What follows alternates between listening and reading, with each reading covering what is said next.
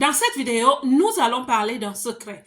Le secret des personnes qui réussissent encore et encore. Ces personnes que nous admirons connaissent aussi des échecs. Mais comment font-elles pour réussir sans se décourager? Restez jusqu'au bout de cette vidéo parce que nous allons en parler. Pour ceux qui ne me connaissent pas, je suis coach Marcel Ange. Et avec cette chaîne La Belle Diaspora, je me suis donné l'humble mission d'encourager, de booster les femmes dans la diaspora, celles-là qui ont pris la ferme décision de réussir leur vie loin de chez elles. Si vous avez déjà observé les coureurs ou si vous avez jamais couru une course, vous comprendrez une chose. Quand on arrive au départ, au starting block, on est tous boostés, on est tous motivés, chargés à bloc, on est plein d'énergie, on s'est préparé, on sait qu'on va gagner, on sait qu'on est le champion, on est prêt. Et quand le départ est donné, les coureurs se mettent en mouvement, ils avancent. Les 10 premières minutes, tout le monde est encore fort. Ils sont forts, ils avancent, ils savent qu'ils sont des champions, ils ont l'impression que tout est facile. Plus ils avancent, plus ils perdent en énergie parce qu'ils commettent un effort. Si vous avez déjà couru, vous constatez que vous perdez en énergie parce que vous donnez beaucoup de vous. Vous faites des efforts pour gagner cette course. Et plus vous avancez, plus vos forces s'amenuisent. Vos forces vous abandonnent. Vous comprenez qu'il faut faire quelque chose. Faire quoi, vous ne savez pas. Mais vous savez que vous devez résister. Et dans certaines cultures, au bord du chemin, il y a ce qu'on appelle les pom-pom girls. Elles vont commencer à vous encourager pour que vous avanciez. Vous gagnez un peu en force et à un moment donné, on a l'impression que tous les coureurs sont au même niveau. Ils piétinent. Non, il y en a qui font des stratégies. Mais ceux qui n'ont pas la stratégie dont je vous parle dans cette vidéo vont commencer à ralentir leur rythme. Mais les autres vont avancer. C'est là où on verra la différence entre ceux qui sont habitués à la réussite avec une stratégie et ceux qui parfois gagnent par hasard. Et certains vont demeurer en tête de liste. Pourquoi est-ce qu'ils demeurent en tête de liste? Quand vous savez analyser, vous comprenez que ceux qui restent en tête de liste sont ceux qui vont gagner.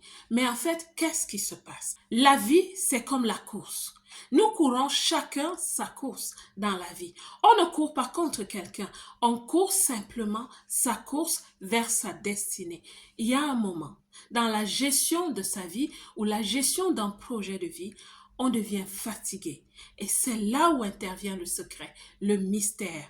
Quand tu es habitué à réussir, tu comprends que c'est un signe. Tu comprends que tu y es presque. Tu comprends que c'est pas le moment de jeter l'éponge. C'est pas le moment de chercher la sortie ou un raccourci. Pas du tout. C'est plutôt le moment de s'équiper. Et je vais vous dire, quand tu arrives à ce moment de ta vie, équipe-toi d'une autre façon. C'est là où je te conseille de mettre en exergue certaines compétences. La compétence de savoir s'écouter, de savoir écouter les autres, de savoir chercher de la motivation. Je vais te dire, tu es ton premier motivateur, mais quand tu n'en peux plus, sois humble. Va vers les autres. Dans le principe de chercher de la motivation.